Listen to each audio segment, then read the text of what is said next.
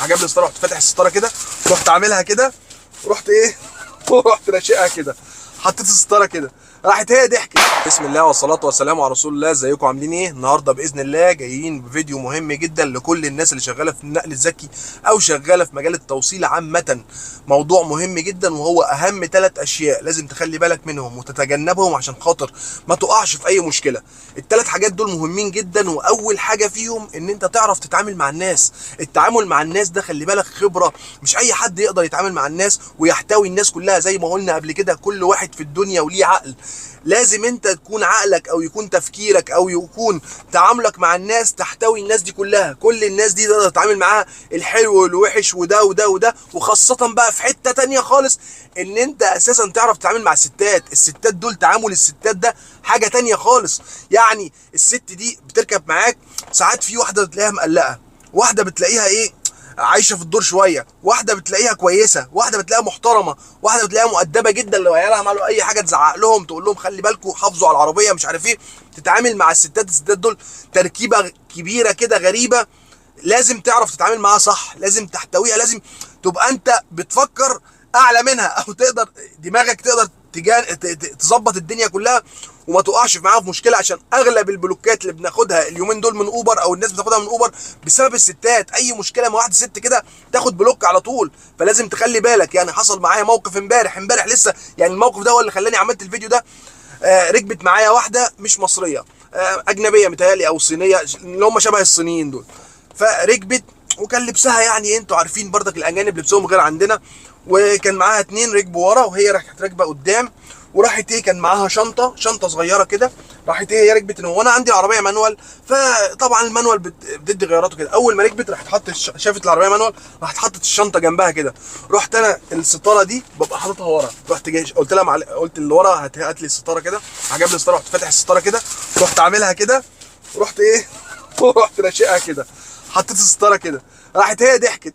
يعني هي حطت الشنطه يعني ايه، بس هي حطتها وهي مكسوفه. انا لخصت لها الموضوع، فهمت هي عاوزه ايه، لخصت لها الموضوع. رحت حاطط الستاره كده، اللي هو ايه بقى، خلاص انا حطيت حاجز بيني وبينك، اعمل اللي انت عاوزاه وانا اعمل اللي انا عاوزه. عشان لا قدر الله انت مثلا ماشي بالعربيه، عربيتك مانوال مثلا زي عندي، في ساعات ناس بتستعبط، في ساعات حد غصب عنه، في حد عربيته ضيقه. الحمد لله عندي العربيه واسعه، يعني ده في حته وده في حته. بس في عربيات زي مثلا الفيرنا، زي في عربيات صغيره كده من قدام، الغيارات هنا او الفتيس ساعات ممكن تخبط في اللي جنبك، اللي جنبك يبقى مريح عليك شويه، تروح انت خابط فيه. الحمد لله ما بيحصلش عندي كده. بس انا يعني ايه، فهمت هي بتحط الشنطه هنا، رحت انا جايب لها دي حاططها عشان ايه، اقفل عليها الموضوع. فانت لازم اللي قدامك تفهم هو بيفكر ازاي، تفهم هو عاوز ايه، تفهم هو شايفك ازاي، تفهم هو عاوز ايه بالظبط، محتاج ايه. تخلص مشوارك وانت في السليم وانت تمام. ما تنزلش تتخانق مع حد. انا نازل اكل عيش، نازلين لا نخبط في حد ولا نتخانق مع حد ولا نعمل مشكله مع حد ولا. انت نازل تاكل عيش بس، كل عيش صح وما تعملش مشاكل مع حد. وخلي الناس دي كلها تبقى في جيبك، خلي الناس دي كلها تديك تقييم كويس، خلي سمعتك تكون كويسه. سيبك من الشركات بقى، مش هقول لك بقى اوبر وكريم وديدي، اركن كل ده على جنب. احنا خلينا في نفسنا. انت لو سمعتك كويسه بتتعامل مع ناس كويس، في ناس هيعجبهم طريقتك. طب معلش ممكن اخد رقمك، وصلني مشوار خاص، تصفرني، تعملني، بتعمل علاقات كويسه برضك لو انت محترم ومعاملتك مع الناس كويسه. يعني دي اهم حاجه من الحاجات اللي تقدر تشتغل بيها في النقل الذكي. والناس القديمه واللي شغاله من زمان وتقييمها كويس والكلام ده كله بتتعامل كده وعارفه الكلام ده 100%. بس احنا بنحاول نعرف الناس، عشان في ناس لسه جديده داخله في الشغلانه مش عارف القصص دي خالص. هو فاكر ان هو جاب عربيه وجاب تليفون هينزل يشتغل ويخلص وخلص الموضوع. لا، الموضوع اكبر من كده بكتير. تاني حاجه معانا النهارده، ودي مشكله كبيره بتقابل ناس كتير، وهي المخدرات. المخدرات، انت نازل تاكل عيش. اقول لك على حاجه، في ناس كتيره رجال اعمالهم بيشربوا، بس مش بيشرب في اي وقت، بيشرب في اوقات معينه. فانت نازل تاكل عيش، بلاش المخدرات. شفت انت الراجل اللي خد مش عارف 15 سنه ومش عارف قال لك براءه عشان خاطر البنت ومش عارف ايه، بس هو اتحبس عشان مخدرات ومش مخدرات.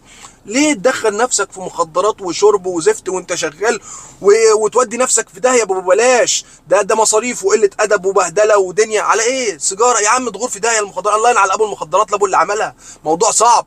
فانت خلي بالك وانت شغال، ابعد عن الكلام ده. وكمان مش حتى حد يقول لي طب انا ما بشربش، انت ما بتشربش برضك خلي بالك من اللي راكب معاك.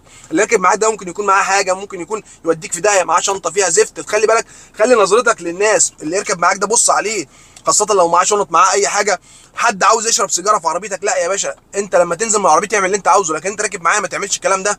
انا عملتها قبل كده مع حد كان جاي معايا، حد مش مصري جاي معايا من وسط البلد لغايه كايرو فيستيفال، فبيقول لي ممكن ادخن سيجاره؟ قلت له طب هنقفل التكييف وكده وعشان الدنيا حر وكده. قال لي يا عم انا هشرب سيجاره بس وبعد كده نقفل التكييف. اشرب سيجاره؟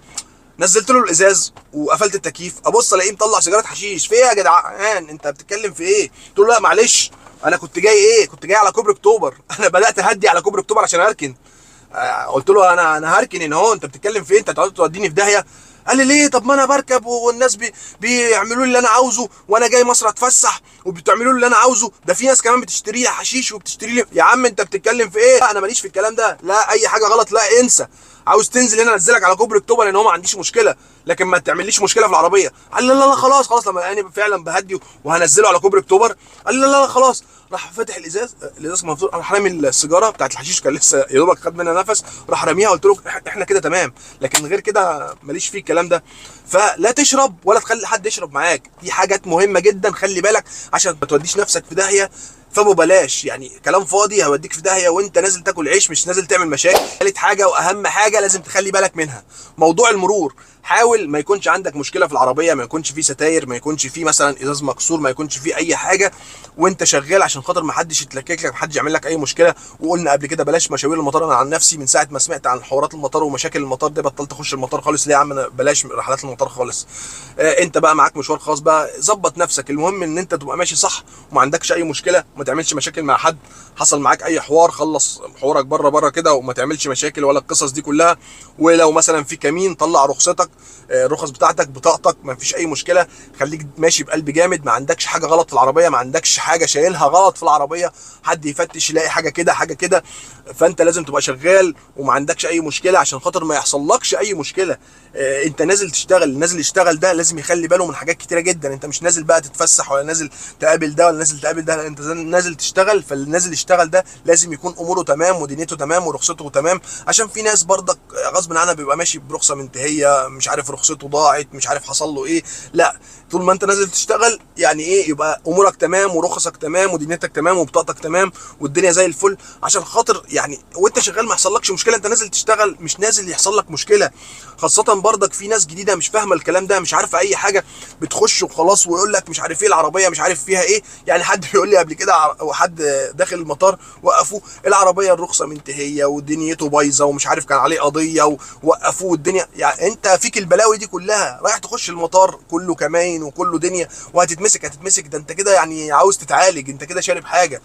فيعني بعد اذنكم احنا بنحاول نحذر الناس من مواقف بنقابلها يوميا وبتتبعت لي ومش عارف حصل لي ايه ورحت فين والكلام ده كله والدنيا والحكايه والروايه. وخاصة برضك الموضوع العربية المكسرة والتكييف اللي مش شغال والكلام ده كله، اللي عنده الكلام ده يبطل يشتغل اوبر، عشان اوبر كلها مشاكل. يعني في حد لسه باعت لي عاوزين مش عارف فحص نسيته، وبعد كده عملوا تاني، وبعد كده حد اشتكى ان عربيته بايظه وهو عامله مش عارف كان مضروب، وبعد كده خد بلوك نهائي ودنيا وحوار والكلام ده كله. فشغل اوبر مش عاوز عربيه مش قد كده، عشان خاطر الزبائن اكتر زبائن بتشتكي زبائن اوبر. فانت لو عربيتك تمام اشتغل اوبر، مش تمام ريح دماغك عشان كله مشاكل وكله حوار. انا بس حبيت اقول لك على بعض الحاجات المهمه اللي لازم تعملها وانت شغال، عشان خاطر ما تقولش ما حدش قال لي، ما حدش عرفني، ما حدش نوه على الموضوع ده. فاحنا حبينا نعمله في فيديو كده من كام يوم كده، جاني كذا مشكله ورا بعض في الاطار اللي انا كلمتك فيه ده، فحبيت اعملها لك في فيديو سريع عشان خاطر يكون موجود وتستعين بيه في اي مشكله.